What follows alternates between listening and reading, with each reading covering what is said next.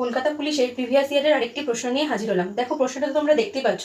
বলছে পুরুষদের একটি শাড়িতে মনোজ ডান দিক থেকে 30তম স্থানে বসেছে। মনোজ বসেছে ডান দিক থেকে, এটা আমাদের ডান দিক, তো ডান দিক থেকে ও 30তম স্থানে বসেছে। তাহলে ও যদি 30তম স্থানে বসে থাকে, তাহলে ওর পরে আরো 29 জন এখানে আছে। এবং কৌশিক বাম দিক থেকে 20তম স্থানে আছে, এবং কৌশিক বসেছে বাম দিক থেকে, এটা আমাদের বাম দিক থেকে 20তম স্থানে। তাহলে ওর এখানে এখনো 19 জন আছে। এবার বলছে তারা পরস্পর স্থান পরিবর্তন করলে মনোজ ডান দিক থেকে 35তম স্থানে থাকে।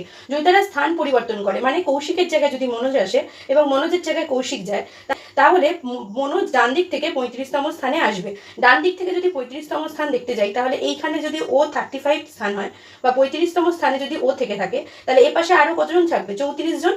তাহলে শেষ অবধি যদি আমি এখান থেকে গুনি, তাহলে এই পাশে 34 জন আছে, তাহলে 34 জন আর এখানে 35 জন, আর এই পাশে ছিল কজন? 19 জন। তাহলে আমার যদি টোটাল স্টুডেন্ট সংখ্যা দেখতে হয়, তাহলে আমি করবো কি, 35-এর সাথে 19 যোগ করব।